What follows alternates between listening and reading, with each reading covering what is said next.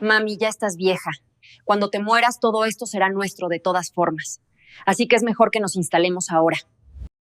Esas palabras salieron de la boca de mi propia hija, sin temblar, sin bajar la mirada, con la misma naturalidad con que alguien pide que le pasen la sal en la mesa. No le di una lágrima. Le di silencio. Pasé más de 3 décadas administrando bienes raíces y contratos de tierras en la región. Conozco cada cláusula de protección patrimonial que existe en este país, mejor de lo que ella conoce su propio apellido. Y lo que mi hija no sabía en ese momento era que, 26 días antes de que ella tocara mi puerta con sus maletas, yo ya había firmado los documentos que lo cambiaban todo. En 16 días, ella entendería exactamente lo que había perdido, y no habría forma de deshacerlo. Pero para que entiendas cómo llegué a ese momento, necesito contarte desde el principio. Porque esta historia no empieza con la llegada de mi hija, empieza mucho antes. Empieza con una mujer que trabajó toda su vida creyendo que el amor de sangre era suficiente garantía.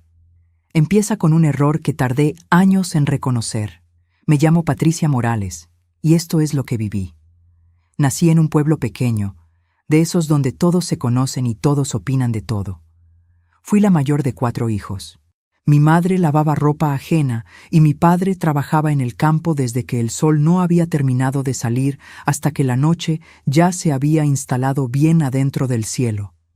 No teníamos mucho, pero había algo que nunca nos faltó: el ejemplo. Mi madre se llamaba Carmen. Era una mujer que no levantaba la voz ni cuando el mundo se le caía encima, pero tampoco agachaba la cabeza ante nadie. Me enseñó a coser, a cocinar, a leer, y también me enseñó algo que tardé décadas en entender del todo: que el respeto no se mendiga. Se impone en silencio, con lo que uno hace y con lo que uno decide no tolerar. Estudié con becas. Trabajé desde los 16 años. Primero como auxiliar en una oficina de notariado, luego como asistente en una empresa de administración de propiedades. Aprendí a leer contratos antes de que muchos de mis colegas aprendieran a redactarlos. Con los años, ascendí. Fui responsable de operaciones, luego directora regional. 31 años en la misma industria, construyendo un conocimiento que nadie me podía quitar, porque lo tenía aquí, guardado, en la memoria y en la experiencia. Y en ese camino también construí otra cosa: una vida. Me casé a los 27 años con Rodrigo. Era un hombre tranquilo, trabajador, de pocas palabras pero muchas acciones. Juntos compramos nuestra primera casa, que era más bien un cuarto y medio con pretensiones de casa, y lo fuimos armando de a poco, ladrillo por ladrillo, fin de semana tras fin de semana.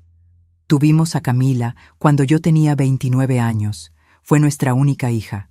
La recibimos como si el mundo entero hubiera decidido darnos su mejor regalo de una sola vez. Rodrigo murió 17 años después de que nos casamos. Un infarto, sin aviso, sin tiempo para despedirse. Un martes de agosto, a las 6:15 de la tarde, mientras regaba las plantas del patio que tanto quería. Yo llegué a casa y lo encontré sentado en el suelo, con la manguera todavía en la mano, como si se hubiera quedado dormido mirando el jardín. Tenía 44 años, Camila tenía 15, y yo me quedé sola con una hija adolescente, una hipoteca y la decisión más importante de mi vida: rendirme o seguir adelante. No me rendí. Trabajé doble. Ahorré con una disciplina que a veces me asustaba a mí misma. No salí de vacaciones durante 4 años seguidos. Comí lo que había, vestí lo que tenía y puse cada peso que me sobró en una sola dirección: que Camila no sintiera la falta de nada. La inscribí en una buena escuela, la llevé a clases de música los sábados, la acompañé a cada actuación, cada presentación, cada momento que importaba. Cuando cumplió 18 años, le pagué el primer semestre de la universidad. Cuando se enamoró de Ernesto, lo recibí en mi casa con una cena que tardé 2 días en preparar. Lo crié como a un hijo adoptado, con respeto y con apertura. Fue mi error más grande, pero eso lo entendí mucho después. Durante años, la vida siguió. Camila se graduó, se casó con Ernesto en una ceremonia que yo financié en gran parte y se mudaron a la ciudad. Al principio me llamaban seguido. luego los fines de semana, luego solo en Navidad. Y hubo un período, que duró casi 2 años, en que el teléfono simplemente no sonó. Ninguna llamada, ninguna visita, ni un mensaje preguntando cómo estaba. Hay un silencio que duele de una manera muy particular. No es el silencio del ruido que se apaga, que da descanso. Es el silencio de la ausencia que confirma algo que uno no quiere confirmar. Es el silencio que te dice, sin palabras, que para alguien simplemente dejaste de existir. Ese silencio duró 22 meses, y yo seguí viviendo. Seguí trabajando. Y cuando me jubilé, a los 58 años, tomé una decisión que nadie esperaba. Compré una finca. No era enorme, pero era mía. 42 hectáreas al norte de la ciudad, con una casa de campo que olía a tierra mojada y a madera vieja, con un río pequeño que cruzaba el fondo de la propiedad y con una tranquilidad que yo no había sentido en mi vida desde que Rodrigo murió. La compré sola, la administré sola, la hice prosperar sola. Y fue entonces cuando una vecina del barrio donde Camila vivía mencionó, en una de esas conversaciones de patio que no tienen filtro, que yo había comprado una finca. Nada más. Eso fue suficiente. 6 días después, a las 4:20 de la tarde de un miércoles, escuché un carro detenerse frente a mi puerta principal. Reconocí el sonido del motor antes de ver la placa. Era el carro de Ernesto. Un modelo nuevo, oscuro, con esos rines cromados que a él siempre le gustaron. Bajaron los dos. Camila, con una maleta grande de ruedas y una cartera de piel que nunca le había visto. Ernesto, cargando 2 bolsos y mirando la propiedad de la misma manera en que un comprador mira un bien raíz antes de hacer una oferta. Evaluando, calculando, midiendo con los ojos. Me besaron, me abrazaron, me dijeron que me habían extrañado. El olor a perfume caro de Camila llenó el aire de la entrada, mezclándose con el olor a tierra y a eucalipto que yo amaba de esta casa.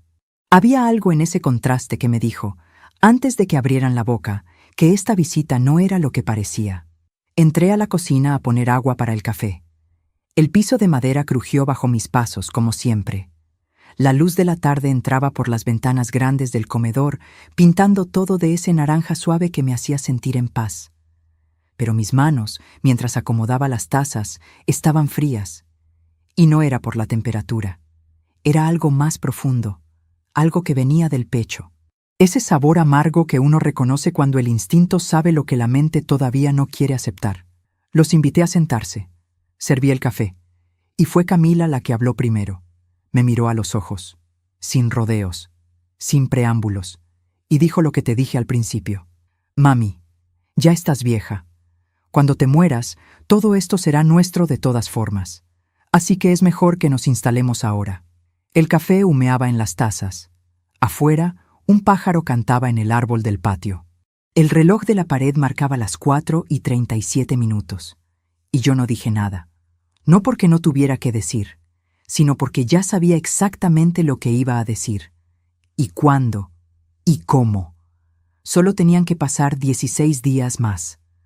Antes de seguir, si todavía no lo has hecho, verifica que ya tienes activo el canal y deja tu me gusta en este video.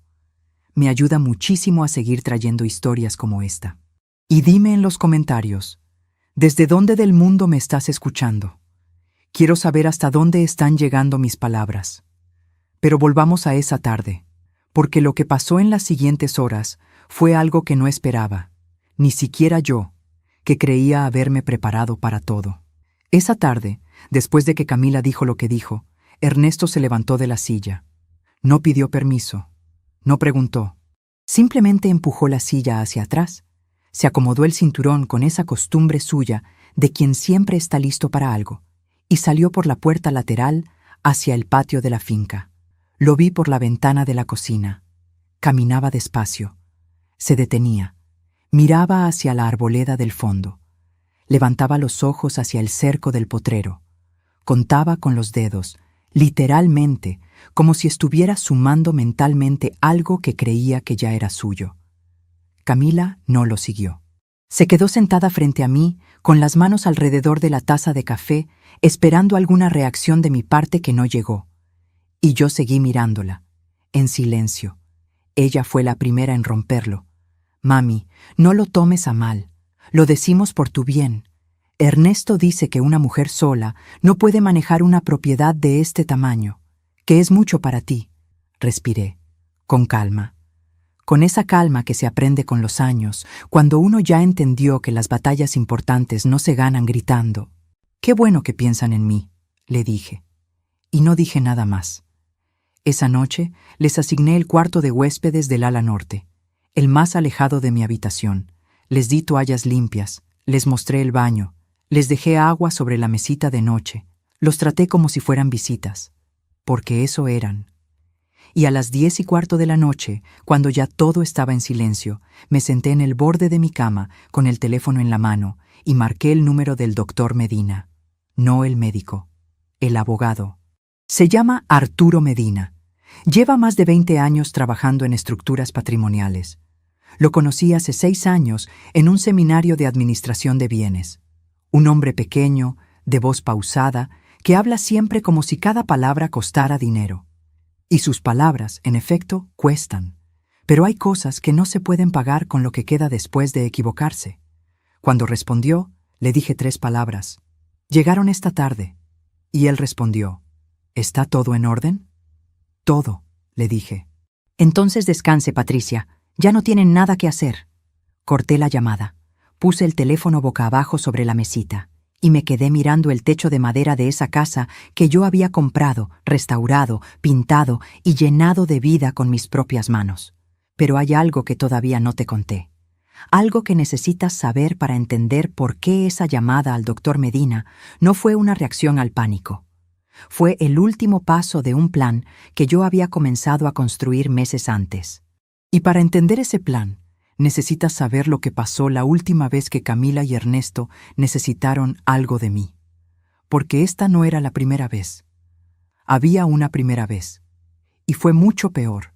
3 años antes de esa tarde con el café y las maletas, recibí una llamada de Camila un domingo a las 11 de la mañana. Era raro que llamara un domingo. Era raro que llamara. Punto. Pero ese domingo el teléfono sonó, y cuando contesté, su voz sonaba diferente. Más suave. Más parecida a la de la niña que una vez me preguntaba cosas. «Mami, Ernesto perdió el trabajo. Estamos pasando muy mal». Le pregunté qué necesitaban. «Solo un préstamo pequeño, mami, para pagar la renta de 2 meses mientras él consigue algo nuevo. No es mucho. 220,000 pesos. Para una persona que ahorra toda su vida como yo, 220,000 pesos no son nada pequeño. Pero para una madre, la voz de su hija tampoco tiene precio. Se los mandé ese mismo lunes, sin contrato, sin pagaré, sin más condiciones que un «págame cuando puedas». 6 semanas después, vi una foto de Camila en su perfil de redes sociales. Estaba en un resort de la costa. Traje de baño floreado, copa en la mano, sonrisa perfecta. La descripción de la foto decía, «mereciendo cada momento». El viaje, según me enteré después por una persona conocida en común, costó poco más de 180,000 pesos. Nunca me devolvieron los 220,000. Nunca mencionaron el préstamo otra vez. Y yo no llamé a reclamar, porque en ese entonces todavía me decía a mí misma que era mi hija, que algo habría pasado, que ya lo arreglaríamos. Eso fue lo que me enseñó la primera vez, que el silencio mío, ellos lo interpretaban como permiso. Y ese error no lo iba a volver a cometer. Pero lo que todavía no sabía en ese momento era que el préstamo había sido solo el ensayo. Lo que vino después fue el plan de verdad. Y ese plan llevaba más tiempo del que yo imaginaba. Déjame contarte algo que descubrí mucho después, ya con todos los papeles sobre la mesa. Algo que me heló la sangre no de miedo, sino de esa rabia fría que uno siente cuando confirma lo que una parte de uno siempre supo. Camila y Ernesto llevaban al menos 1 año y medio investigando la finca. No de manera casual, de manera metódica. Habían consultado con un agente de bienes raíces de la ciudad, sin decirme nada, preguntando por el valor del metro cuadrado en esa zona. Habían revisado el registro catastral público. Habían hablado con al menos 2 personas del pueblo sobre cuánto tiempo llevaba yo sola y si tenía mucha relación con la gente de por acá. Lo sé porque uno de esos hombres del pueblo, don Aurelio, que cuida la entrada norte de la finca desde hace 2 años, me lo contó 4 días después de que Camila y Ernesto llegaron. Me llamó aparte un miércoles por la mañana, con ese tono discreto de quien sabe que lo que va a decir importa. Doña Patricia, hace como 8 meses vino un señor preguntando por usted, por la finca, por si usted tenía familia. Yo no le dije nada, pero me quedó sonando. Le mostré una foto de Ernesto. Don Aurelio asintió despacio. Ese mismo, 8 meses antes, mientras el teléfono de mi casa seguía en silencio, mientras yo no recibía ni un mensaje de Camila, mientras yo me preguntaba si algo habría pasado, si estarían bien, si quizás yo había hecho algo mal. Ellos estaban investigando cuánto valía lo mío. Le di todo. Le di los domingos sin llamada de vuelta. Le di los cumpleaños sin tarjeta, sin flores, sin nada. Le di el silencio de 2 años tragado en silencio. Le di cada noche que me dormí preguntándome en qué había fallado como madre. Y mientras yo cargaba con todo eso, ellos calculaban cuánto tiempo me quedaba de vida. ¿Sabes cuál fue lo que más me dolió cuando don Aurelio me contó eso? No fue la traición de Ernesto. Ernesto nunca me había prometido nada. Lo que me dolió fue saber que Camila lo sabía, que mientras yo le mandaba los 220,000 pesos ese lunes, pensando que estaba ayudando a mi hija a pararse de nuevo, ella ya sabía cuál era el plan. Pero hay algo más. Algo que don Aurelio me contó y que yo todavía no te he dicho. Y necesito contártelo, porque cambia todo lo que viene después. Sin embargo, antes de llegar a eso, hay algo que también debes entender sobre mí, sobre lo que hice durante esos 22 meses de silencio, en lugar de quedarme esperando que el teléfono sonara. Porque yo no estuve cruzada de brazos, ni mucho menos. Cuando cumplí 59 años, 3 meses después de comprar la finca, me reuní con el doctor Medina en su oficina.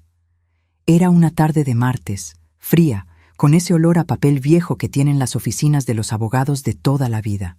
Sobre su escritorio estaban los planos de la propiedad, los documentos del registro y una carpeta azul con el nombre de lo que íbamos a construir. Una holding familiar. Una estructura legal diseñada específicamente para proteger bienes de situaciones exactamente como la que yo presentía que se venía. No lo hice porque supiera con certeza lo que iba a pasar. Lo hice porque mi madre me había enseñado que una mujer que construye sola no puede darse el lujo de no proteger lo que construyó. El doctor Medina me explicó cada cláusula, las condiciones de acceso, las restricciones de herencia en vida, el mecanismo de bloqueo que impedía que cualquier heredero tomara posesión o reclamara participación mientras yo estuviera en vida y en plenas facultades, y las condiciones que yo misma dicté, que determinarían qué recibiría quién, si es que alguien recibía algo, cuando yo ya no estuviera. Todo quedó firmado, notariado y registrado un jueves de octubre, a las 9:17 de la mañana, 26 días antes de que Camila y Ernesto aparecieran en mi puerta con sus maletas. Y aquí es donde necesito que te quedes conmigo, porque lo que pasó en la noche de ese mismo miércoles en que llegaron, cuando yo ya estaba en mi cuarto y ellos creían que la casa era silencio, lo que pasó fue algo que todavía hoy me hace cerrar los ojos un momento antes de contarlo. A las 11:42 de la noche, escuché voces en el corredor. Me levanté. Caminé descalza hasta la puerta de mi habitación. La abrí sin hacer ruido. La madera del piso no crujió, porque yo sabía exactamente en qué parte del corredor poner el pie para que no sonara. 30 años viviendo en casas viejas te enseñan cosas que no están en ningún libro. Las voces venían del ala norte. La voz de Ernesto, baja pero clara, con ese tono de quien está midiendo posibilidades. Y entonces escuché la frase que lo cambió todo. Esta tierra vale una fortuna. La vieja no va a durar mucho, es solo esperar. El corredor estaba oscuro. Afuera, los grillos llenaban el campo con su ruido de siempre. El aire de la noche olía a pasto fresco y a algo que había estado cocinando antes de que llegaran. Y yo me quedé quieta, sin moverme, sin respirar fuerte, con ese frío que no viene del clima, sino de confirmar la peor verdad, pero también con algo más. Con esa claridad extraña que llega cuando uno sabe exactamente lo que tiene que hacer y ya no hay margen para dudar. Solo faltaban 16 días, y yo iba a usar cada uno de ellos. A la mañana siguiente me levanté a las 5:15, antes de que el campo despertara del todo, antes de que la luz terminara de decidir si iba a ser un día claro o nublado, antes de que ninguno de los dos abriera los ojos en el cuarto del ala norte. Preparé café, solo para mí. El olor llenó la cocina despacio, mezclándose con el frío de la madrugada que todavía se colaba por la rendija de la ventana. Afuera, los pájaros empezaban su conversación de siempre. El pasto brillaba con el rocío. La finca olía a lo que siempre olía, a tierra viva, a madera, a algo que yo había construido y que me pertenecía de una manera que va más allá de lo que dice un papel. Me senté en la mesa del comedor frente a la ventana grande y me quedé mirando el potrero mientras tomaba mi café. Pensé en mi madre, en cómo ella se levantaba también antes que todos en esa casa pequeña del pueblo, en cómo amasaba el pan sin hacer ruido para que los demás pudieran dormir un poco más, en cómo nunca se quejó de eso, en cómo nunca esperó que nadie le agradeciera, y pensé en cuánto de ella había en mí, y en cuánto de esa misma mujer había intentado darle yo a Camila. Hay señales que uno no quiere ver, no porque sean invisibles, sino porque verlas obliga a tomar decisiones que duelen. Y durante años yo elegí no ver. Elegí interpretar cada silencio como cansancio, cada ausencia como distancia de la vida moderna, cada olvido como descuido, no como intención. Pero la verdad es que las señales habían estado ahí desde mucho antes de esa tarde del miércoles con las maletas y el perfume caro. La primera señal real llegó 8 años atrás. Era el Día de las Madres, un domingo de mayo, con ese calor suave que todavía no aprieta del todo. Yo había esperado desde la mañana. No pedí nada, no mandé mensaje, no insinué. Simplemente esperé, como hacen las madres que todavía creen que sus hijos recuerdan. A las 2 de la tarde sonó el teléfono. Era Camila. «Mami, hoy no vamos a poder ir. Ernesto quedó de ir a un asado con unos amigos y ya comprometimos». Hice una pausa. «¿Un asado?», dije. «Sí, mami, pero te llamo mañana y acordamos algo, ¿bueno?». Ese algo nunca llegó. Eso fue lo que hice ese domingo. Guardé el pastel que había preparado desde el día anterior, envuelto en papel celofán, lo metí en la nevera y me quedé sentada en el sofá viendo la televisión que no estaba viendo. ¿Sabes qué hice al día siguiente? Llamé a Camila para preguntarle si había llegado bien al asado, para preguntarle si había disfrutado. Eso era yo entonces, todavía buscando la manera de que ella no se sintiera mal por lo que me había hecho sentir a mí. Pero hay algo más que pasó ese mismo año que yo todavía no te he contado. Algo que en ese momento interpreté de una manera y que hoy entiendo de otra completamente distinta. Ese mismo diciembre, Ernesto me pidió que los ayudara a pagar la entrada de un apartamento en la ciudad. No como préstamo esta vez, lo dijo de frente, sin rodeos. «Patricia, usted tiene los recursos. Nosotros somos familia. La familia se ayuda». Le dije que lo pensaría. Lo pensé 3 días y al final dije que no. Fue la primera vez que le dije que no a algo relacionado con dinero. Y la reacción de Camila me dijo más de lo que cualquier conversación hubiera podido decirme. No hubo enojo, no hubo llanto, hubo silencio. Un silencio de 15 días en que el teléfono no sonó. Y cuando por fin llamó, no mencionó el apartamento. Habló del clima, de una serie que estaba viendo, de una amiga que había tenido un bebé. Como si la conversación del apartamento nunca hubiera existido. Yo lo interpreté como madurez, como que había entendido. Hoy sé que fue otra cosa. Fue el momento en que Camila decidió que el camino directo no funcionaba y que había que pensar en otro más largo. Solo faltaban 11 días para que ella entendiera cuán largo había sido también el mío. Esa mañana, mientras terminaba el café, escuché pasos en el corredor. Eran las 7:08. Ernesto entró a la cocina con el cabello todavía húmedo, camisa sin abrochar del todo, con esa confianza de quien ya se siente en casa en un lugar que no es suyo. Se sirvió café sin preguntar. Abrió la nevera. La revisó. La cerró. ¿No hay jugo?, me preguntó. Lo miré. «Buenos días, Ernesto», dije. Él me miró un segundo, como si no entendiera por qué eso era relevante. «Buenos días. ¿No hay jugo?». No respondí lo que quería responder. Señalé la alacena donde guardaba el jugo en polvo y seguí con mi café. Eso era el Estágio 2. No era descuido. Era una prueba. Así es como ciertas personas miden hasta dónde pueden llegar, empujando despacio, viendo dónde encuentra resistencia. Si no hay resistencia, siguen empujando.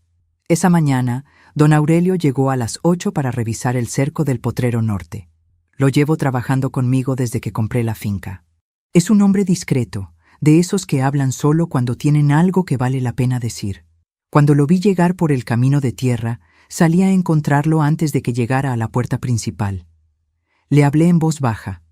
Le pedí que a partir de ese día anotara, en el cuadernito que usa para el registro de labores, cualquier cosa que viera o escuchara de parte de los huéspedes, sin que ellos se dieran cuenta, sin confrontación. Don Aurelio me miró con esos ojos que llevan toda una vida mirando el campo y asintió sin preguntar más. «Doña Patricia, eso ya lo empecé ayer», me dijo. Y me entregó la primera hoja. 4 observaciones. Ernesto había recorrido el perímetro sur antes del desayuno. Había hecho 3 fotos con el teléfono hacia el área del río. Había preguntado a uno de los jornaleros cuántos años llevaba trabajando ahí y si la señora pensaba quedarse mucho tiempo en la finca. Un jornalero. Le preguntó a un jornalero. Doblé la hoja. La guardé en el bolsillo del delantal. Esa fue la primera pieza de evidencia formal. Habría muchas más. Pero en ese momento, mientras guardaba ese papel, escuché la voz de Camila llamándome desde adentro de la casa. «Mami, ¿dónde estás? ¿Qué hay para el desayuno?». Me detuve un segundo. Respiré y entré con la misma calma con que había salido. Porque para Camila, yo seguía siendo la misma de siempre. La madre que aparece cuando la llaman, que cocina cuando hay hambre, que existe cuando es conveniente. Lo que ella no sabía era que esa mujer había dejado de existir hacía tiempo. Ahora era otra. Y en 12 días lo vería con sus propios ojos. Esa tarde, mientras Ernesto descansaba en la hamaca del patio con los pies cruzados y el teléfono en la mano, Camila se me acercó en la cocina. Tenía ese tono que reconozco desde que era niña, cuando quiere algo y todavía no sabe cómo pedirlo. «Mami, Ernesto dice que esta finca tiene mucho potencial, que con una inversión se podría hacer algo grande aquí, un negocio, ¿entiendes? Algo que beneficiara a todos». La miré picar las cebollas que no le había pedido que picara. «¿Y qué tipo de inversión propone Ernesto?», pregunté. «Pues que nosotros nos quedemos aquí una temporada y ayudemos a administrar. Él tiene experiencia en negocios, mami. Y así tú descansas, que ya te lo mereces». Administrar. Esa palabra. Como si lo que yo había construido durante 3 años necesitara que alguien más viniera a administrarlo. Sonreí. «Qué bueno que Ernesto piensa en el futuro», dije, y cambié de tema. Pero esa noche, a las 10:53, anoté esa conversación en mi cuaderno, con fecha, con hora, con las palabras exactas que recordaba. Había empezado ese cuaderno 2 meses antes, cuando algo en mí empezó a presentir que el silencio de Camila no iba a durar para siempre, y que cuando terminara, no iba a terminar con flores. Para ese día, el cuaderno tenía 9 páginas escritas. Esa noche llegó a 11. ¿Sabes qué es lo más difícil de todo esto? No fue el descubrir que mi hija venía por la finca. Eso, en algún lugar que no quería reconocer, ya lo sabía. Lo más difícil fue recordar el momento exacto en que todo pudo haber sido diferente. Fue un domingo de hace 4 años. Camila me llamó, y esa vez la voz sí sonaba diferente, más cansada, más real. «Mami, ¿puedo ir a verte este fin de semana? Solo yo». Le dije que sí. Le preparé su cuarto, hice su comida favorita, y ese sábado, mientras tomábamos té en el patio, ella empezó a decirme algo. Algo sobre Ernesto, sobre cómo las cosas no andaban bien entre ellos, sobre que a veces sentía que había tomado decisiones que no quería haber tomado. Pero yo, en ese momento, me asusté. Tenía miedo de escuchar algo que no pudiera resolver. Tenía miedo de responder mal. Tenía miedo de que si ella hablaba de sus problemas con Ernesto, yo dijera algo que la alejara más. Así que cambié el tema. Le pregunté por el trabajo, por los planes de viaje, por algo intrascendente. Y ella me miró un segundo con esa mirada que a veces tienen las personas cuando entienden que la puerta está cerrada. Y no volvió a intentarlo. Esa fue mi señal más importante. Y la ignoré. A veces me pregunto qué habría pasado si ese día la hubiera dejado hablar. Si Camila hubiera podido decirme lo que necesitaba decirme. Si entre las dos hubiéramos podido construir algo distinto. Pero no hay manera de saber eso.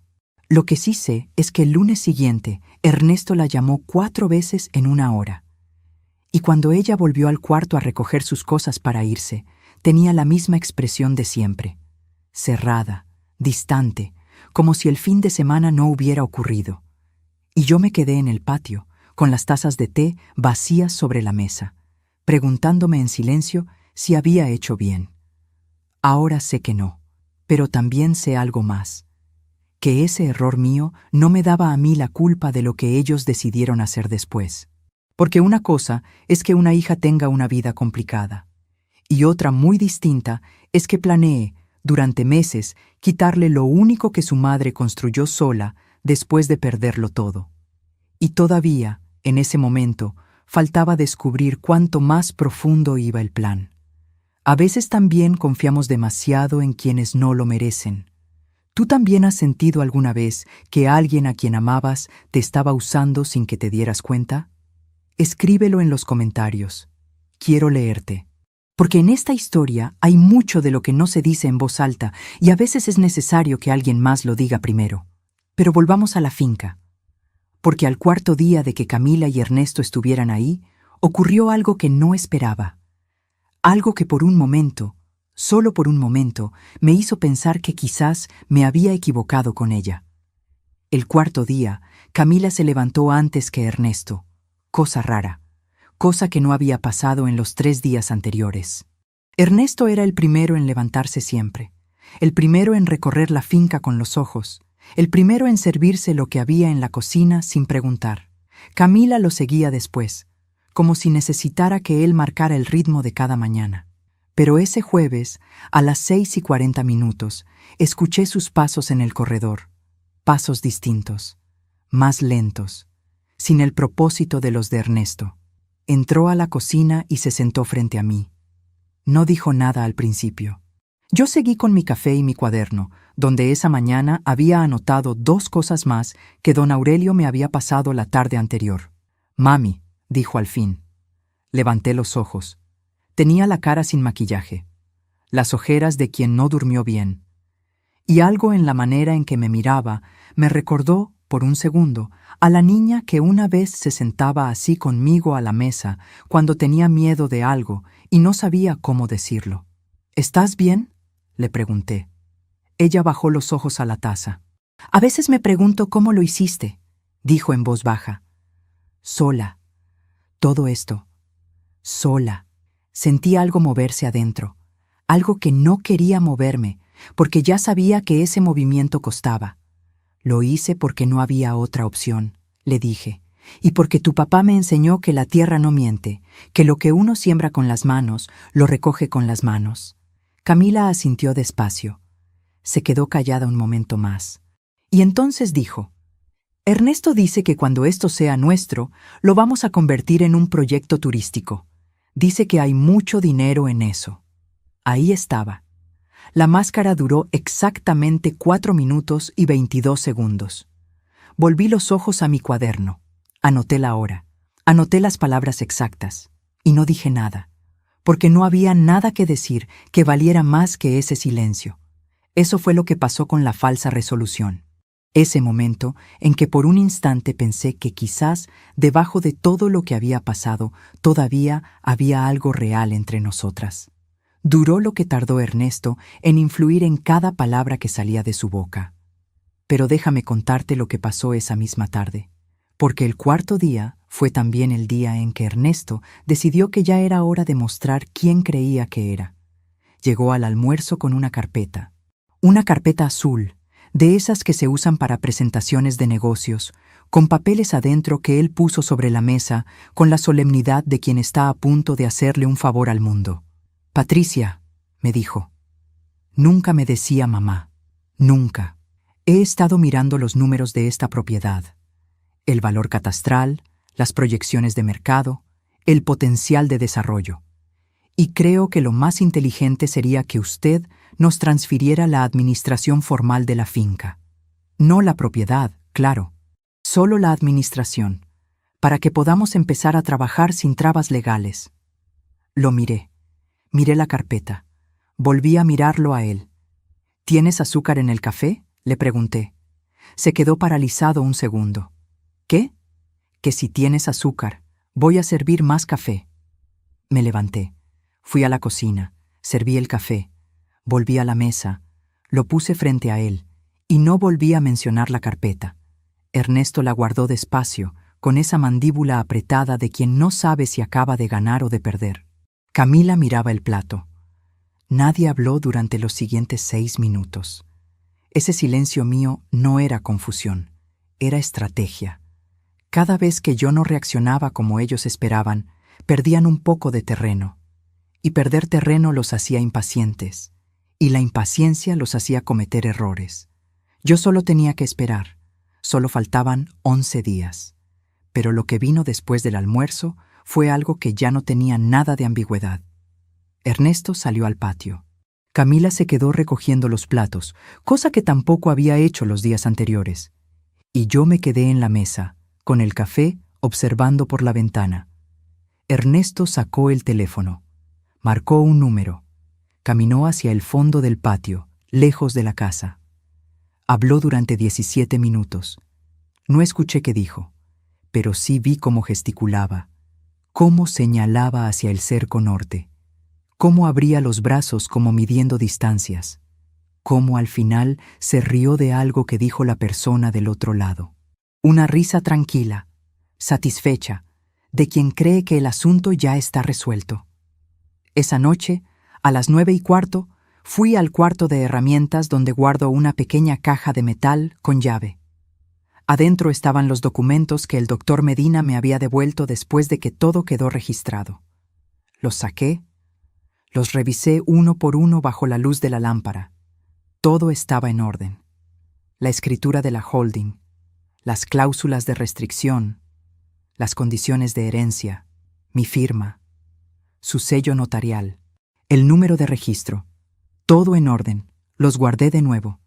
Cerré la caja, la volví a su lugar y volví a mi cuarto con esa sensación que no es alivio todavía, pero que se le parece.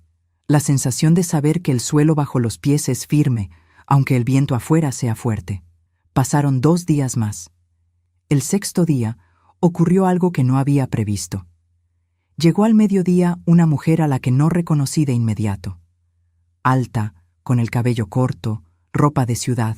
Bajó de un carro gris y preguntó por mí con una familiaridad que no correspondía a alguien que no me conocía.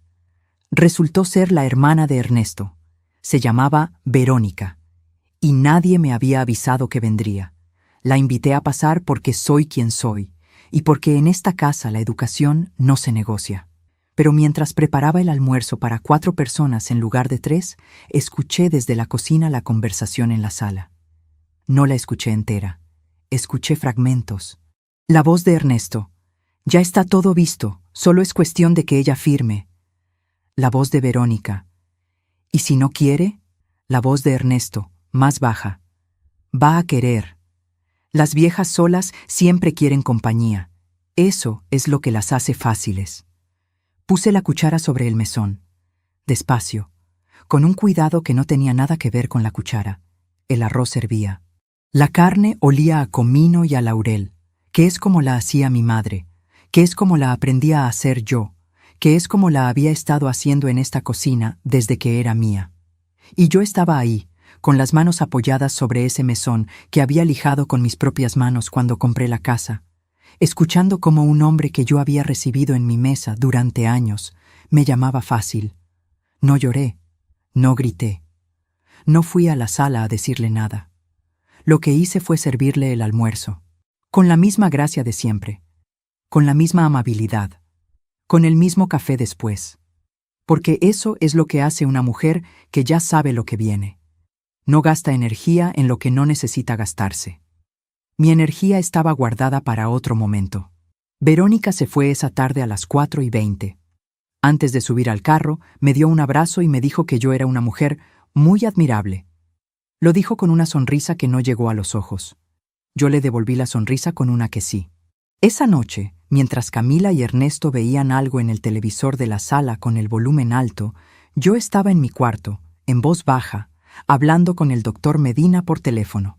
Le conté lo de Verónica, lo de la carpeta, lo de las conversaciones que había documentado. Él escuchó todo en silencio. Al final dijo: «Patricia, ¿recuerda lo que le dije el día que firmamos?». Lo recordaba perfectamente. Me había dicho: «El día que alguien intente convencerla de firmar algo, o de cambiar algo, o de ceder algo, ese es el día que usted llama, no antes». «Todavía no han pedido nada formal», le dije. «Ya lo harán», respondió él. «Y cuando lo hagan, usted ya sabe qué hacer». Corté la llamada. Me quedé en silencio un momento, sentada al borde de la cama con el teléfono en la mano. Afuera, el campo estaba oscuro y quieto. La luna llena iluminaba el potrero de esa manera que siempre me pareció casi irreal, como si alguien hubiera puesto una lámpara muy grande y muy gentil sobre todo lo que era mío. Y por primera vez en esa semana sonreí de verdad. No de estrategia, no de contención, de esa certeza que viene cuando uno sabe, en los huesos, que está parado sobre suelo firme. Pero lo que todavía no sabía esa noche era que al día siguiente Camila haría algo que borraría cualquier rastro de duda que yo todavía pudiera tener sobre sus intenciones. Algo tan calculado, tan frío, tan diferente a la niña que yo creí haber criado, que pasé varios minutos sin poder levantarme del lugar donde me senté cuando me enteré. Y eso, lo que pasó ese séptimo día, es lo que necesito contarte ahora, porque es el momento en que todo cambió de velocidad. El séptimo día amaneció con lluvia, una lluvia fina, de esas que no hacen ruido pero que mojan todo, que se meten por los bordes de las ventanas y dejan el aire con ese olor a tierra húmeda que en otro momento me habría parecido hermoso. Ese día no lo noté, porque a las 8:42 de la mañana, don Aurelio tocó a mi puerta de servicio con un golpe diferente al de siempre. 3 toques cortos, la señal que habíamos acordado para cuando tuviera algo urgente que contarme. Abrí, lo hice pasar a la cocina. Cerré la puerta. Puso sobre la mesa su cuadernito abierto en la última página escrita, y me señaló con el dedo, sin decir nada, una sola línea. La leí una vez. La leí 2 veces. Me senté. La noche anterior, mientras yo hablaba con el doctor Medina, Ernesto había tenido su propia conversación. Afuera, junto al cerco del Potrero Sur, a las 10:18 de la noche. Don Aurelio no pudo escuchar todo desde donde estaba, pero sí lo suficiente. Ernesto había llamado a alguien que don Aurelio describió como un hombre de traje que vino en carro blanco hace 3 semanas a mirar la finca sin entrar. Un tasador. Ernesto había contactado a un tasador de propiedades, sin decirme nada, sin pedirme permiso, como si la decisión de evaluar esta tierra ya fuera una formalidad pendiente y no una frontera que nadie le había dado derecho de cruzar. Le agradecí a don Aurelio, le pedí que siguiera igual, que no dijera nada. Él asintió, recogió su cuadernito y salió por donde había entrado. Me quedé en la cocina. El café de la mañana todavía estaba caliente. Lo tomé de pie, frente a la ventana, mirando la lluvia caer sobre el potrero. Y fue en ese momento, con esa taza en las manos y ese dato nuevo en la cabeza, que algo en mí terminó de acomodarse en su lugar definitivo. Ya no había interpretación posible. Ya no había manera de decirme que quizás me estaba equivocando, que quizás era paranoia, que quizás debajo de todo seguía siendo mi hija y su marido con una manera torpe de mostrar que querían ayudar. No, esto era un plan, estructurado, con pasos, con personas involucradas, con un tasador, con una hermana, con una carpeta de presentación, con conversaciones nocturnas junto al cerco. Un plan que llevaba, por lo menos, 8 meses en construcción. Mientras yo dormía en esta casa que había comprado con mi jubilación y mis ahorros de toda la vida, ellos estaban construyendo el argumento para quedarse con ella. Puse la taza sobre el mesón. Tomé el teléfono. Llamé al doctor Medina a las 8:57 de la mañana. Cuando respondió, le dije una sola cosa. Necesito que adelantemos la reunión del viernes para mañana. Hubo una pausa breve. ¿Pasó algo? Pasó suficiente, le dije. A las 10 de la mañana, en mi oficina, respondió él sin preguntar más. Corté la llamada, y en ese momento escuché a Camila bajar las escaleras. Guardé el teléfono en el bolsillo del delantal. Me volteé hacia la estufa. Empecé a revolver los huevos que ya estaba preparando como si los últimos 12 minutos no hubieran ocurrido. Camila entró, se sirvió jugo, me dio un beso en la mejilla que duró exactamente lo que dura un gesto vacío. ¿Qué hay para el desayuno? Huevos y pan, le dije. ¿Nada más? Nada más, le dije. Con la misma voz de siempre. Ella se sentó a la mesa con su teléfono y no volvió a hablarme en 20 minutos. Yo serví el desayuno. Lo puse en la mesa. Me senté y comí, con una calma que por dentro me costaba más de lo que parecía afuera, pero que no iba a mostrarles. No ahí, no frente a ellos. A las 9:20 les dije que tenía una diligencia en el pueblo y que estaría de vuelta al almuerzo. Ernesto levantó los ojos del teléfono apenas un segundo. Camila dijo, «Bueno, mami», sin despegar los ojos de la pantalla. Salí, cerré la puerta, caminé hasta el carro, y solo cuando cerré la puerta del carro, cuando el vidrio estaba entre ellos y yo, me permití soltar el aire que había estado conteniendo desde que leí el cuaderno de don Aurelio. Salió de mis pulmones de una manera que dolió. No lloré, pero casi. Arranqué el carro y manejé hacia el pueblo con la lluvia cayendo sobre el parabrisas y ese peso en el pecho que uno carga cuando confirma algo que esperaba no tener que confirmar. Mientras te cuento todo esto, me pregunto desde dónde podrías estar escuchándome. Escribe el nombre de tu ciudad en los comentarios. Me encantaría saber hasta qué rincón del mundo están llegando estas palabras. El doctor Medina me recibió a las 10 en punto. Su oficina huele siempre igual, a café negro y a papel impreso. Hay una planta en la esquina que lleva ahí desde la primera vez que fui, hace 6 años, y que nunca parece crecer ni morirse. Como él mismo, siempre igual, siempre firme, siempre exacto. Me senté frente a su escritorio. Le conté todo: el tasador, la hermana, la carpeta de presentación, las conversaciones nocturnas, las fotos que Ernesto había tomado del río y del perímetro. Él escuchó sin interrumpir, con esa costumbre suya de tomar notas en un bloc amarillo con letra tan pequeña que parece cifrada. Cuando terminé, puso el bolígrafo sobre la mesa. «Patricia», dijo, «lo que usted me describe es un intento de apropiación patrimonial por influencia familiar. Es más común de lo que la gente cree.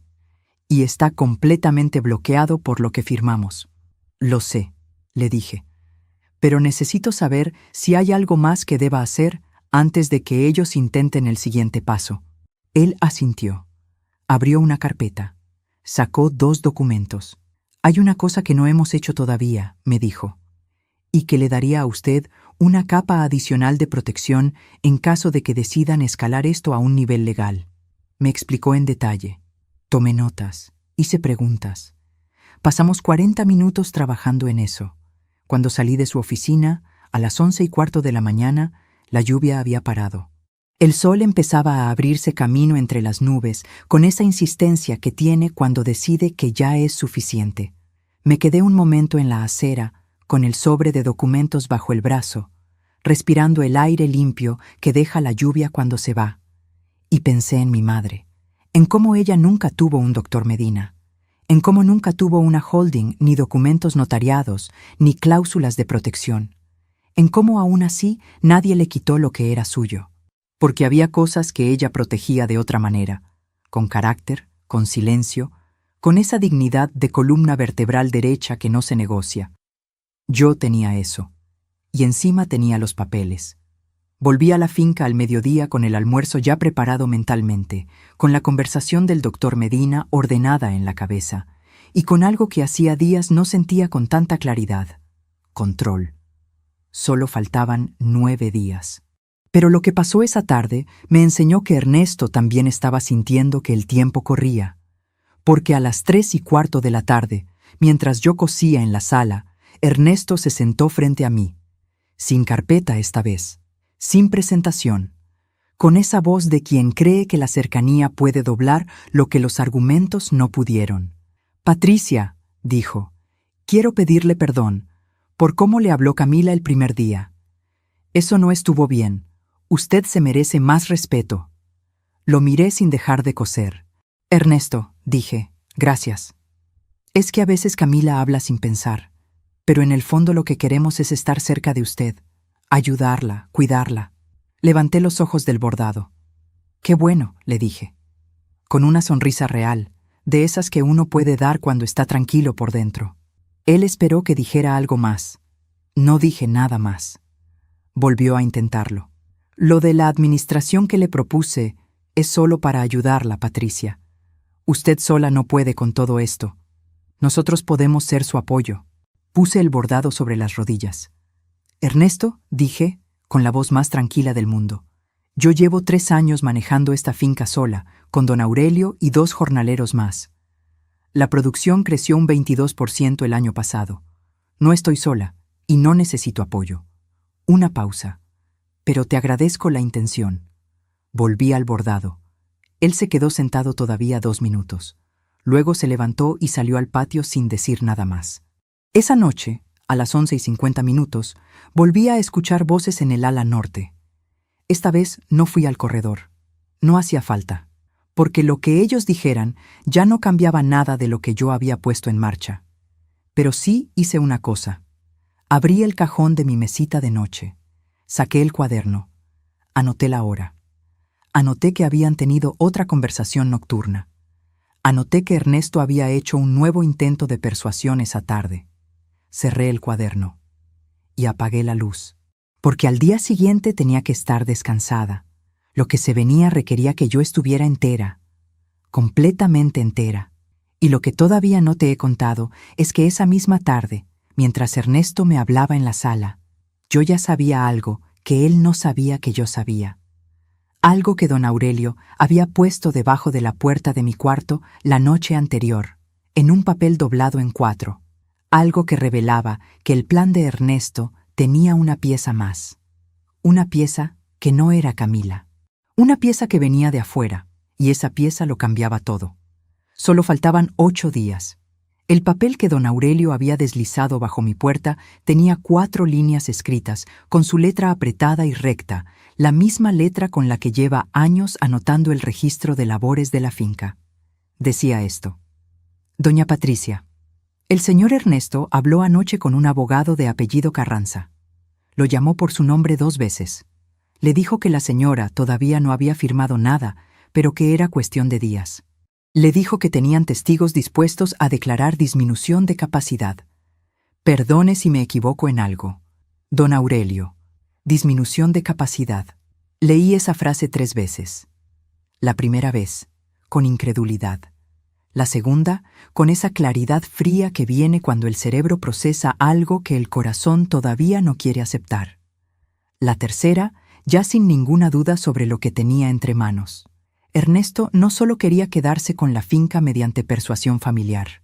Estaba construyendo el argumento legal para declarar que yo no estaba en condiciones de administrar mis propios bienes.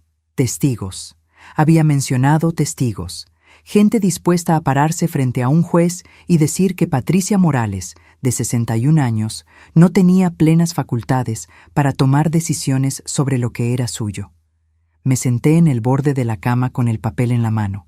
Afuera, el campo estaba completamente oscuro. Ni luna esa noche.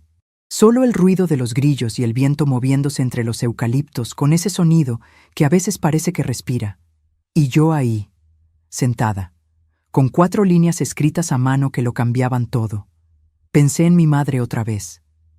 En cómo ella decía que hay momentos en que la vida te pone frente a una puerta y tienes que decidir si la abres o te quedas mirándola, que las puertas no esperan para siempre. Tomé el teléfono. Eran las 12:17 de la madrugada. Llamé al doctor Medina. Sé que era tarde. Sé que era una hora en que no se llama a nadie. Pero él me había dicho, el día que firmamos todo, una sola frase que yo había guardado exactamente para un momento como ese. Patricia, si algo urgente ocurre, llámeme, a la hora que sea. Respondió al tercer tono. No sonaba dormido. Le leí el papel de don Aurelio palabra por palabra. Hubo un silencio breve al otro lado. Ese silencio de los abogados que piensan antes de hablar. ¿Sabe cómo se llama el abogado?, me preguntó. Carranza, le dije. Otro silencio. Lo conozco, dijo el doctor Medina. Y en esas 2 palabras había un peso que no era bueno ni malo. Era el peso de alguien que entiende exactamente la magnitud de lo que tiene enfrente. ¿Es grave?, pregunté. Es serio, dijo. Pero no tienen nada. Para una declaración de incapacidad necesitan pericias médicas, evaluaciones psiquiátricas, un proceso largo. Y usted tiene algo que ellos no saben que tiene. Los documentos de la holding. Exacto. Una persona sin capacidad no puede haber estructurado una holding familiar con cláusulas de esa complejidad 26 días atrás. Ese argumento se destruye solo. Respiré. Pero hay algo más que debemos hacer, continuó. Mañana, a primera hora, usted va a su médico de cabecera. Le pide una evaluación de estado general. Que quede documentado. Fecha, hora, resultados. De acuerdo. Y Patricia, dígame. No cambie nada en su comportamiento con ellos. Siga igual. No los confronte todavía. Lo sé, le dije. Sé que lo sabe. Solo quería decirlo. Corté la llamada y me quedé sentada en el borde de esa cama, en esa casa que olía a madera y a tierra y a todo lo que yo había construido, con el teléfono apoyado sobre las rodillas. No dormí bien esa noche. Sería mentira decirte que dormí bien. Pero tampoco fue el insomnio del miedo. Fue el insomnio de quien está en la antesala de algo importante y no quiere que el sueño le robe ni un minuto de preparación. A las 5:15 me levanté. A las 7:30 estaba en el consultorio del doctor Figueroa, que me conoce desde hace 4 años y que me recibió con esa puntualidad suya que siempre he agradecido. Le expliqué que necesitaba una evaluación general documentada, sin entrar en detalles. Él no preguntó más de lo necesario. A las 9:45 de esa mañana tenía en mis manos un certificado médico que establecía, con fecha y firma, que Patricia Morales se encontraba en pleno estado de salud física y mental, sin indicadores de deterioro cognitivo ni limitación funcional de ningún tipo. Un documento más para la carpeta que ellos no sabían que existía. Volví a la finca al mediodía. Ernesto estaba en la hamaca. Camila estaba viendo algo en el teléfono en la sala. Los dos levantaron los ojos cuando entré. ¿A dónde fuiste, mami?, preguntó Camila. Al médico, dije. Revisión de rutina. Todo bien. Y fui a la cocina a preparar el almuerzo. Esa tarde, el 8º día, ocurrió algo que todavía hoy me cuesta narrar sin que el pecho se me apriete. No porque me lastimara, sino porque fue el momento en que entendí, de una manera definitiva, que la persona que tenía frente a mí ya no era la niña que yo había criado. O tal vez nunca lo fue. Tal vez nunca lo supe. Ernesto recibió una llamada a las 4 de la tarde. Esta vez no fue al patio. Se quedó en la sala, hablando con esa confianza de quien ya no siente que necesita ocultarse. Y yo, desde la cocina, escuché fragmentos. Ya está casi listo. Sí, la firma de la vieja no va a ser problema. Le digo que no va a ser problema. Carranza dice que con los testigos es suficiente para el proceso. 3 semanas más, máximo. 3 semanas más. Tenían un cronograma. Tenían a Carranza, al tasador, a los testigos. Tenían todo armado. Solo les faltaba el último paso, o conseguir que yo firmara algo voluntariamente, o iniciar el proceso legal de incapacidad si no lo hacía. Apoyé las dos manos sobre el mesón de la cocina. Cerré los ojos un segundo. Sentí el frío de la piedra bajo las palmas. Sentí el olor del guiso que estaba cocinando. Escuché el sonido de la voz de Ernesto mezclado con el de la cuchara golpeando la olla. Y sentí algo que no tiene un nombre exacto, pero que se parece mucho a una decisión que ya no tiene vuelta atrás. Abrí los ojos. Seguí cocinando. Esa noche, después de cenar, hice algo que no había hecho desde que ellos llegaron. Me senté en la mecedora de la baranda, la misma donde me siento cada tarde cuando el campo se va poniendo de ese color dorado que precede a la oscuridad. La que heredé de una señora del pueblo que la vendió junto con una casa que yo ayudé a administrar hace años y que me la regaló porque dijo que yo era la única que sabía apreciar las cosas con historia. Me senté ahí y me puse a revisar, en silencio, todo lo que tenía. Las anotaciones del cuaderno, 14 páginas para ese entonces, las hojas del cuadernito de don Aurelio, 6 páginas con fechas, horas, observaciones, el certificado médico del doctor Figueroa, los documentos de la holding, las 2 declaraciones escritas que le había pedido, discretamente, a don Aurelio y a uno de los jornaleros, describiendo lo que habían visto y escuchado durante esa semana. Y una cosa más, algo que había hecho el 5.º día, sin decírselo a nadie, sin que nadie lo supiera. Había instalado, en el corredor principal de la casa y en la entrada del patio, 2 cámaras pequeñas de seguridad. Las había comprado 3 semanas antes de que Camila llegara, cuando el presentimiento ya era más que presentimiento. Las imágenes de esos 8 días estaban guardadas en una memoria externa que dormía en el fondo de la caja de metal del cuarto de herramientas. Cada recorrida de Ernesto por el perímetro, cada conversación en el patio, cada llegada, cada salida, registrado, con fecha, con hora. La mecedora crujió despacio bajo mi peso mientras yo revisaba mentalmente esa lista. Le di toda mi vida. Le di los sábados de música y los domingos de catecismo. Le di los 4 años sin vacaciones para que no le faltara nada. Le di la boda que ella soñó y yo pagué. Le di los 220,000 pesos que nunca volvieron. Le di el silencio de 22 meses sin reclamar nada. Y ellos me habían dado, a cambio, un tasador, un abogado de apellido Carranza, testigos comprados, y un cronograma de 3 semanas para quedarse con lo mío. Mañana sería el día en que todo empezaría a moverse. Mañana iba a llamar al doctor Medina para darle la señal definitiva. Ya no era cuestión de esperar, era cuestión de actuar. Solo faltaban 7 días para que ellos lo entendieran. Pero a ellos, esa noche, todavía les quedaban 7 días de creer que el plan era suyo. Y eso me parecía justo, que durmieran tranquilos una noche más. Porque lo que se venía, lo que yo había construido en silencio durante meses, iba a ser mucho más contundente de lo que cualquier carpeta azul o cualquier abogado de nombre Carranza podía imaginar.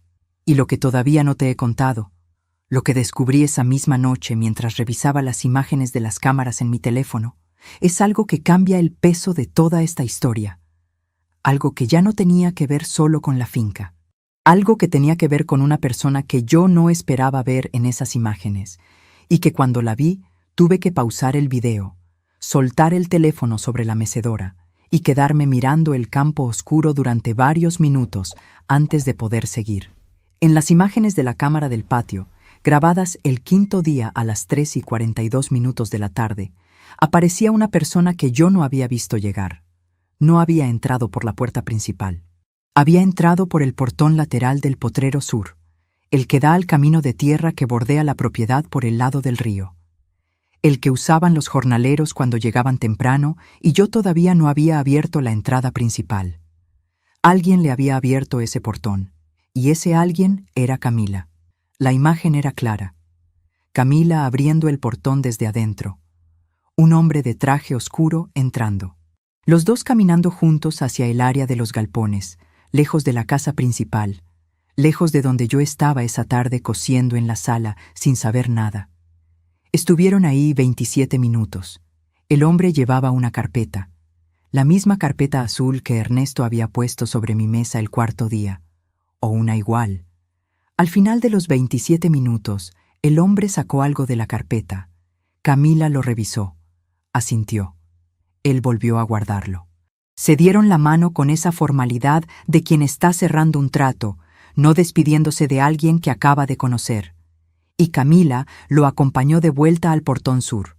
Lo cerró desde adentro y volvió a la casa con las manos vacías y la misma expresión de siempre. Esa tarde me había dicho que había ido a revisar el lavadero porque creía que había una gotera. Pausé el video, puse el teléfono sobre la mecedora y miré el campo oscuro durante varios minutos. No porque no supiera procesar lo que había visto, sino porque hay cosas que, aunque las esperas, cuando llegan, necesitan un momento para asentarse, para volverse reales del todo. Mi hija no era una víctima del plan de Ernesto. Era parte del plan desde el principio. Tal vez desde el principio de todo. Levanté el teléfono. Guardé el video en la memoria externa junto con los demás. Anoté en el cuaderno la hora, la descripción del hombre, la duración de la reunión, el portón que usaron. Cerré el cuaderno y me fui a dormir. No con rabia, no con lágrimas, con esa paz extraña que llega cuando uno ya no tiene dudas que cargar. Al día siguiente, el 9º desde que llegaron, llamé al doctor Medina a las 8:04 de la mañana. Le dije que tenía imágenes de una reunión clandestina en mi propiedad con un tercero no identificado que posiblemente era Carranza o alguien de su equipo. Hubo una pausa. ¿Grabadas en su propiedad?, me preguntó. Sí, cámaras propias, instaladas antes de que llegaran. Patricia, dijo, y en su voz había algo que en 20 años de conocerlo no le había escuchado, algo parecido a satisfacción. Creo que ya es hora de activar la última parte. Le dije que sí. Le dije que lo esperaba al día siguiente en la finca. Corté la llamada. Y entonces hice algo que no había hecho en 9 días. Entré al cuarto del ala norte, no cuando ellos estaban adentro. Entré mientras los dos desayunaban en la cocina, y yo les había dicho que iba al cuarto a buscar unas sábanas de repuesto. No busqué nada indebido, no revisé sus pertenencias. Pero sí vi, sobre el escritorio pequeño que hay en ese cuarto, la carpeta azul abierta. Me detuve, la miré sin tocarla. Alcanzaba a leer el encabezado del documento de arriba. Decía: Solicitud de evaluación de capacidad jurídica. Morales, Patricia Elena, 61 años. Mi nombre completo, mi edad. El proceso ya iniciado en papel.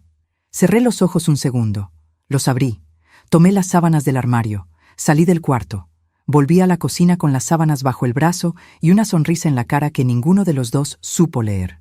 ¿Todo bien, mami?, preguntó Camila. Todo bien, dije. ¿Más café? Esa tarde, el doctor Medina llegó a la finca a las 10:40 de la mañana del 10º día.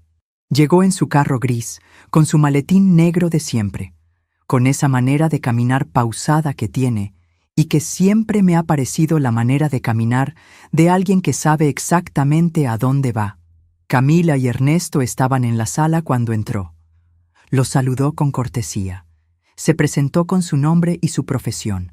Abogado especialista en derecho patrimonial y sucesorial, con 20 años de trayectoria. Vi la cara de Ernesto cambiar en un segundo. No mucho, solo lo suficiente. Ese cambio mínimo de quien escucha algo que no esperaba y necesita recalcular. Los invité a todos a la mesa del comedor. Me senté en la cabecera. Mi lugar de siempre. El doctor Medina se sentó a mi derecha. Abrió el maletín.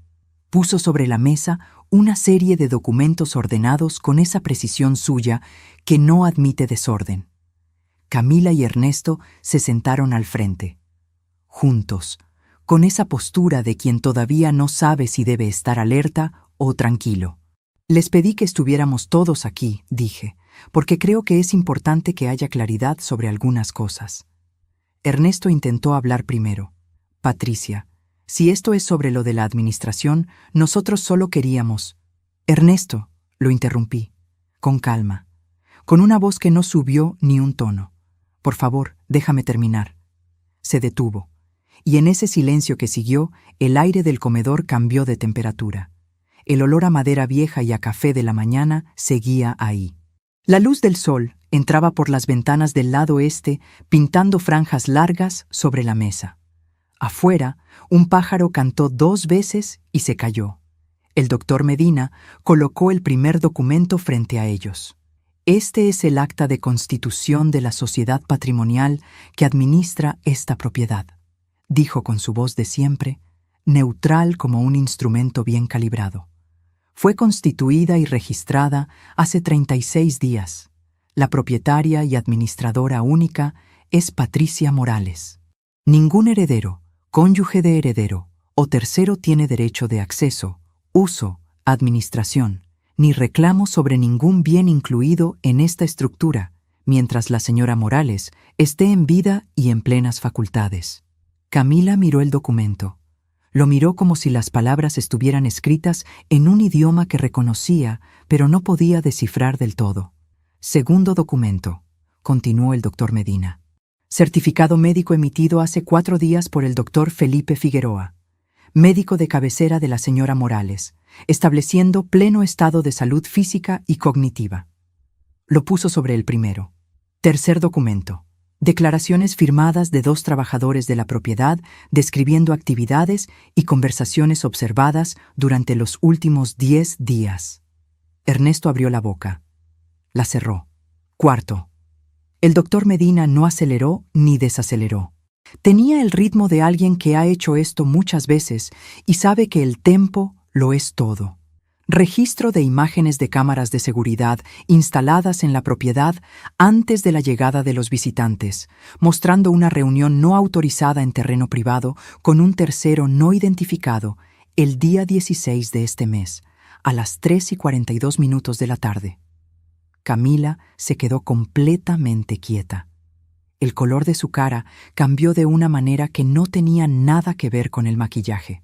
«Y quinto», dijo el doctor Medina, y puso el último documento sobre la mesa con la misma calma con que había puesto los otros 4.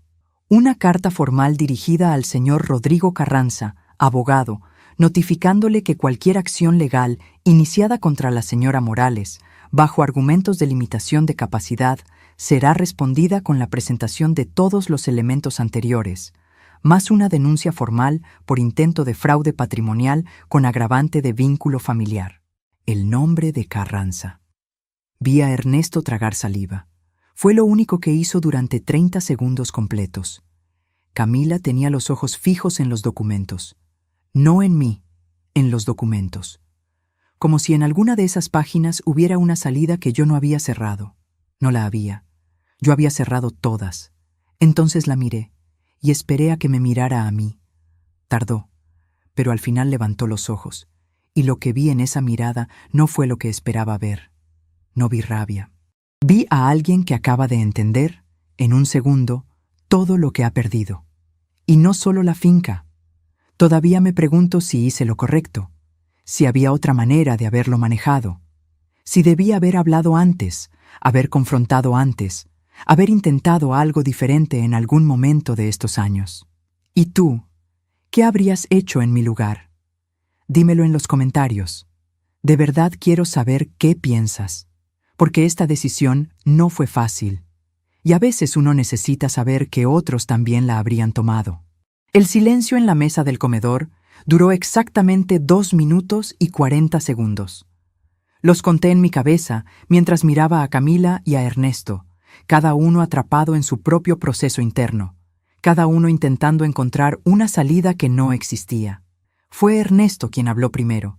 Intentó hacerlo con esa voz de negocios que usa cuando cree que todavía tiene control. Patricia, esto es un malentendido. Nosotros nunca quisimos... Ernesto, lo interrumpí de nuevo, con la misma calma. No es un malentendido. Los documentos hablan por sí solos, y hablan claro. Él miró al doctor Medina, buscando algún tipo de apoyo profesional que no llegó. El doctor Medina simplemente reorganizó los 5 documentos en el centro de la mesa, perfectamente alineados, como piezas de ajedrez que ya habían ganado la partida. Camila fue la siguiente. «Mami», Su voz era diferente, más aguda, más frágil. La voz que usaba cuando era niña y quería algo que sabía que no le correspondía del todo. Esto no puede ser en serio. ¿Tú crees que nosotros, que yo...? La miré directamente a los ojos. Camila, dije. El video de la cámara del quinto día muestra exactamente lo que pasó a las 3:42 de la tarde en el portón sur. Tú abriendo el portón. Un hombre con una carpeta azul entrando. 27 minutos de conversación en los galpones. Tú cerrando el portón cuando él se fue. ¿Quieres que lo veamos juntos ahora? ¿Aquí? ¿En esta mesa? Ella negó con la cabeza. Rápido. Demasiado rápido. No, mami. No hace falta. Yo solo estaba... Él era un amigo de Ernesto que vino a ver la finca porque le interesa invertir en el campo y... Camila, dijo el doctor Medina, y en su voz había algo nuevo. Una firmeza que hasta ese momento había mantenido contenida. Si ese señor era un amigo inversionista, ¿por qué está registrado en el juzgado como el señor Rodrigo Carranza, abogado defensor en la solicitud de evaluación de capacidad jurídica que lleva su nombre? Camila abrió la boca. No salió nada.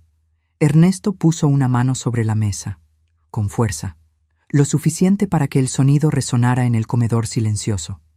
Esto es ridículo, dijo. Ustedes no pueden acusarnos de nada. Nosotros somos familia. Vinimos a ayudar, a cuidar. ¿Y así nos pagan? Miré la mano sobre la mesa. Luego lo miré a él. Ernesto, dije.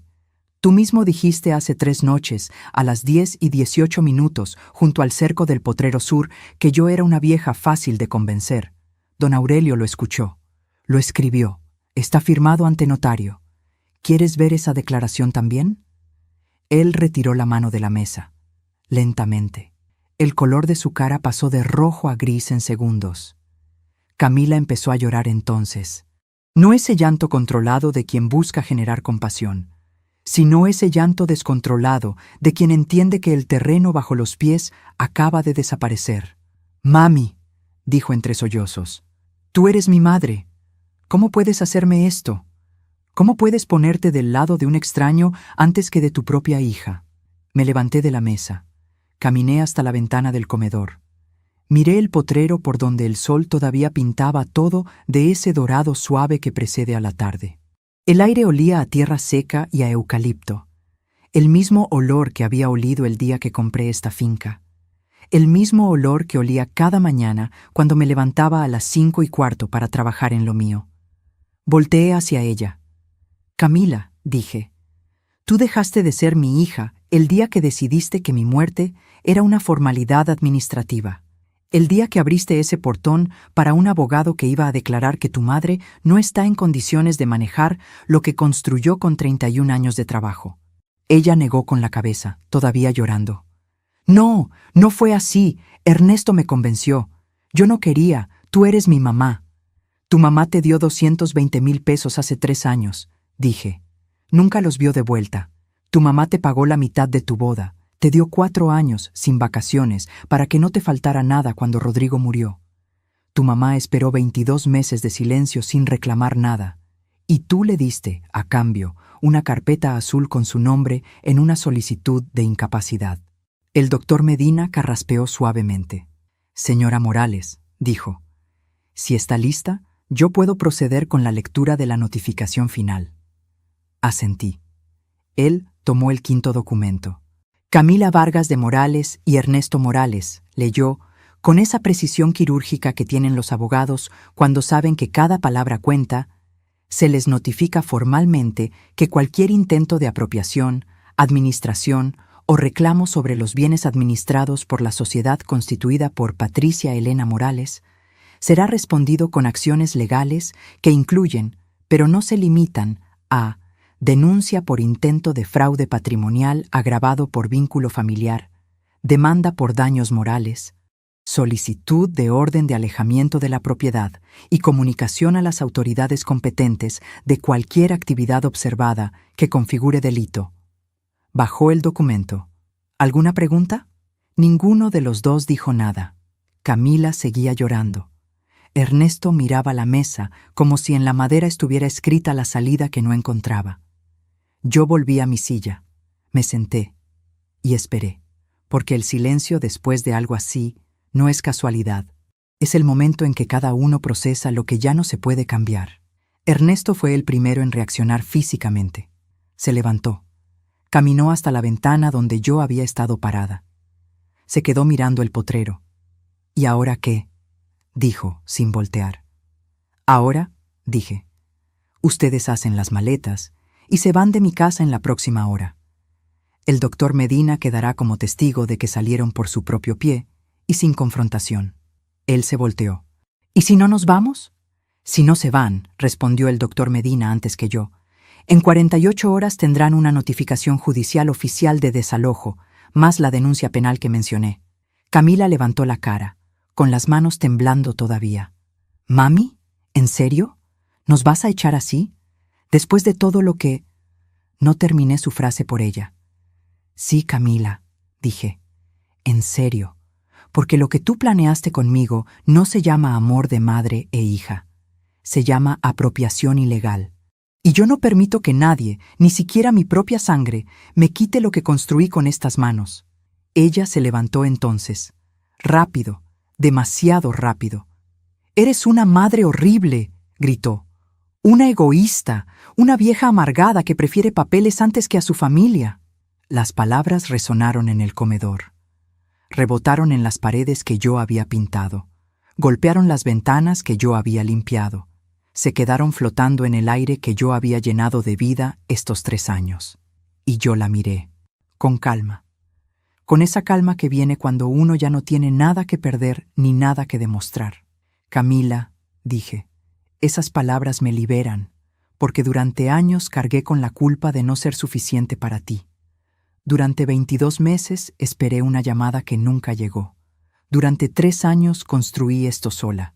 Y hoy, con esas palabras, me das permiso para soltar esa culpa de una vez por todas. Ella no respondió. No podía. Porque en ese momento entendió algo que yo había entendido 9 días atrás, que entre nosotras ya no había vuelta atrás. Ernesto tomó su brazo. «Vámonos», le dijo en voz baja. Camila lo miró como si no entendiera. «Vámonos», repitió él. Subieron las escaleras juntos. Se escucharon los pasos en el corredor norte. Se escucharon las cremalleras de las maletas. Se escuchó el ruido de cajones abriéndose y cerrándose.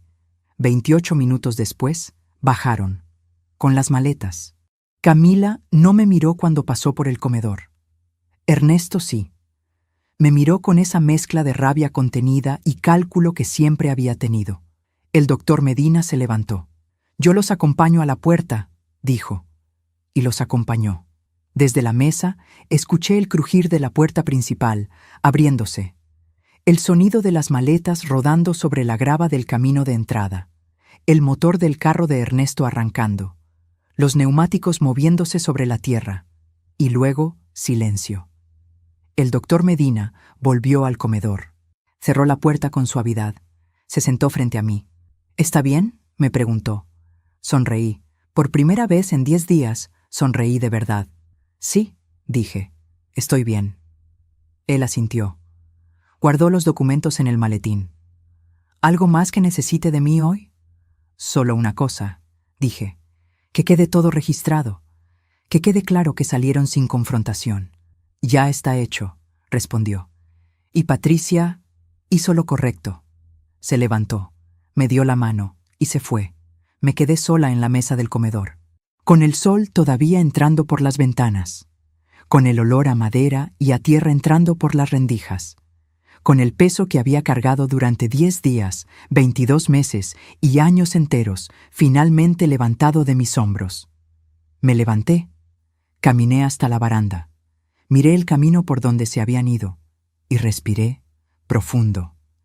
10 días se habían cumplido exactamente, los que necesité para confirmar todo lo que ya sabía, para reunir todo lo que necesitaba y para poner fin a lo que ellos habían tardado meses en construir. Han pasado 6 meses desde esa tarde en el comedor. 6 meses desde que las maletas rodaron sobre la grava del camino de entrada. 6 meses desde que el carro de Ernesto desapareció por el recodo del camino norte, levantando una nube de polvo que se quedó flotando en el aire mucho después de que ellos se fueran. La finca sigue igual. O mejor dicho, la finca está mejor. El potrero norte dio una cosecha récord de maíz el mes pasado. Don Aurelio consiguió un contacto para vender la madera de eucalipto del cerco este a un precio que ninguno de los dos jornaleros había visto en años. El río del fondo, que a veces baja mucho en la sequía, sigue corriendo igual, con ese sonido constante que me despierta a las 5:15 de la mañana y que me dice que todo está en orden. Yo también estoy mejor, no porque el tiempo cure las heridas, sino porque a veces la única manera de empezar a sanar es cortando de raíz lo que te envenena. El primer mes después de que se fueron, esperé las llamadas. No porque las quisiera, sino porque una parte de mí todavía necesitaba confirmar que el silencio podía ser definitivo. No llegaron. El segundo mes llegó una carta. Del doctor Medina. No era de él propiamente. Era una copia certificada de la resolución judicial que declaraba sin lugar los argumentos de incapacidad presentados por el abogado Carranza. El caso se desestimó por falta de fundamento, por falta de todo. La guardé en la caja de metal del cuarto de herramientas, junto con los otros documentos, junto con el cuaderno de 14 páginas que ya no volví a abrir. El tercer mes, don Aurelio me contó que había visto a Ernesto en el pueblo, preguntando por trabajo en una ferretería. No consiguió nada. El pueblo es pequeño, la gente habla, y la gente que sabe lo que pasó aquí no contrata a quien planea quitarle lo suyo a una mujer sola. Camila no volvió a aparecer, ni en persona, ni por teléfono, ni por carta. Pero sí hubo una cosa que llegó el cuarto mes, algo que no esperaba, un sobre sin remitente, sin nombre. Solo mi dirección escrita a mano con una letra que reconocí en el segundo intento, la letra de Camila. No lo abrí. Lo puse sobre la mesa de la cocina durante 3 días. Lo miré cada mañana con el café. Lo miré cada noche antes de dormir. Al cuarto día, lo llevé al cuarto de herramientas. Lo puse dentro de la caja de metal, sin abrirlo. Porque hay cosas que ya no necesitan palabras. Hay cosas que se dicen con acciones. Y las acciones de Camila durante esos 10 días, durante esos 22 meses, durante esos años, habían dicho todo lo que necesitaba saber. Esta finca ya no es solo tierra, es prueba. Prueba de que una mujer puede quedarse sola a los 44 años, con una hija adolescente y una hipoteca, y salir adelante. Prueba de que 31 años leyendo contratos te enseñan a escribir los tuyos propios. Prueba de que el silencio de una madre no es debilidad, es estrategia. Prueba de que el respeto no se mendiga, se impone con lo que uno construye y con lo que uno decide no tolerar. Me senté en la mecedora de la baranda esta mañana, con el mismo sol dorado entrando por el este, con el mismo olor a tierra y a eucalipto, con el mismo río corriendo al fondo. Pensé en mi madre, Carmen, en cómo ella lavaba ropa ajena desde las 4 de la mañana para que sus 4 hijos tuviéramos algo que comer. En cómo nunca levantó la voz, pero tampoco agachó la cabeza. En cómo me enseñó, sin decirlo nunca con palabras, que la dignidad no se negocia. Pensé en Rodrigo, en cómo él regaba las plantas del patio un martes de agosto sin saber que ese sería su último día. En cómo me dejó una hija, una casa a medio pagar, y el ejemplo de un hombre que trabajaba callado pero firme. Pensé en Camila, en la niña que cargué en brazos a los 29 años, en la adolescente que acompañé a clases de música los sábados, en la mujer que se casó en una boda que yo pagué y que decidió que mi muerte era un trámite administrativo. Y entendí algo que no había entendido del todo hasta hoy. La sangre no garantiza respeto, el respeto se gana y se pierde. Yo le di todo. Le di mis años mejores, le di mi silencio cuando reclamaba, le di mi dinero cuando lo necesitaba, le di mi casa cuando la necesitó, y ella me dio papeles con mi nombre en una solicitud de incapacidad. Pero también entendí algo más grande, que esta finca no era para ella, esta finca era para mí. Para que yo tuviera, después de todo lo que perdí, algo que fuera completamente mío. Y lo es. Ayer, el doctor Medina vino a la finca, no por trabajo, por café. Se sentó conmigo en esta misma baranda. Me preguntó cómo estaba. Le dije que bien. Le conté del maíz del Potrero Norte. Le conté de don Aurelio y su nuevo nieto. Le conté que la caja de metal del cuarto de herramientas sigue cerrada. Él sonrió. Patricia, me dijo, usted no solo protegió lo suyo, usted protegió algo más grande. Protegió su dignidad. Y tenía razón. Porque la dignidad no es tener razón, no es ganar una discusión, no es tener más papeles que el otro. La dignidad es saber cuándo cerrar una puerta y no volver a abrirla. Camila puede escribir todas las cartas que quiera, puede llamar cuando quiera, puede aparecer cuando la vida con Ernesto se complique otra vez. La puerta está cerrada, no por rencor, no por amargura, por dignidad. Y si algún día mis nietos ven este video, quiero que sepan algo, que la sangre no es garantía de nada, que el respeto se construye todos los días, con lo que uno da y con lo que uno decide no tolerar. Que una mujer puede construir una finca sola a los 61 años y defenderla con las manos que un día cargaron a sus hijos, porque al final, cuando el sol se pone sobre este potrero y el río sigue corriendo al fondo, lo único que queda es lo que uno construyó. Y lo único que nadie te puede quitar es la dignidad con la que lo defendiste. Mami, ya estás vieja. Cuando te mueras, todo esto será nuestro de todas formas. Esas fueron las primeras palabras que me dijo cuando llegó. Y estas son las últimas que yo le diría, si alguna vez volviera. Camila, esto nunca fue tuyo, esto fue mío, y mientras yo respire, seguirá siendo mío. El campo está en silencio ahora. El sol se pone despacio. La mecedora cruje bajo mi peso, y yo estoy en paz.